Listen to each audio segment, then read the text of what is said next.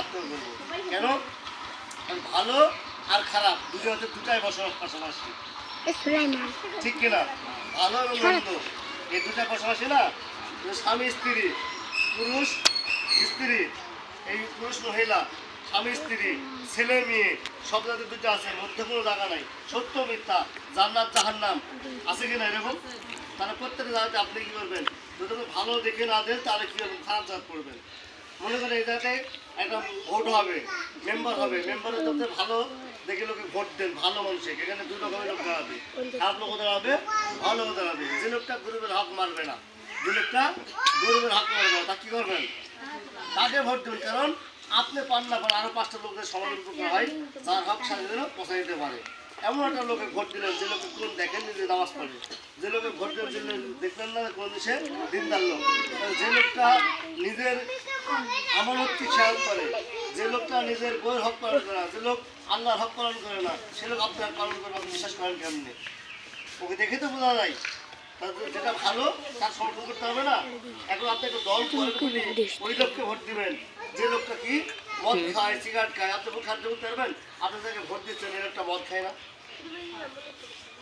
এই লোকটা জিনা করে না, তো বলতে পারবেন ভোট খাদ দিয়া? তাহলে আপনি এমন একটা লোক ভোট দিবেন যে লোকটা জিনা করে না, জানতে পারছেন যে লোকটা ভালো।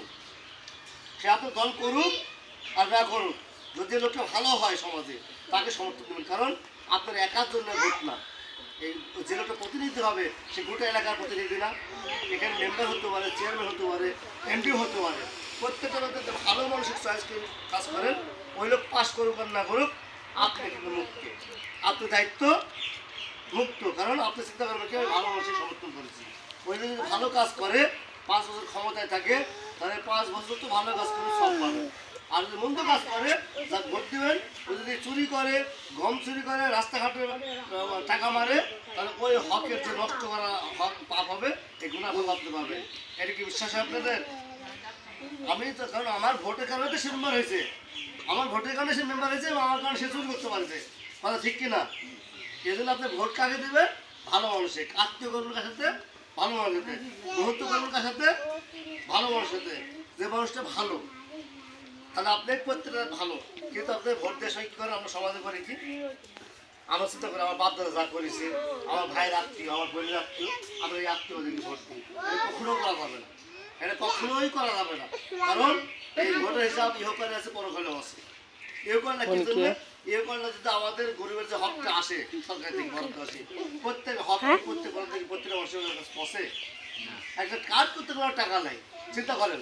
একটা গরিবের কার্ড করতে গেলে টাকা চাই, আসলে সরকার টাকা দিতে বলে, টাকা তো দিতে পারে না। কেন নাই? তার মানে এই লোকটা হলো অসৎ, এই লোকটা হলো অসৎ। যে লোকটা সৎ তাকে তুমি নির্বাচন করেননি, সে তো টাকা নিবেই।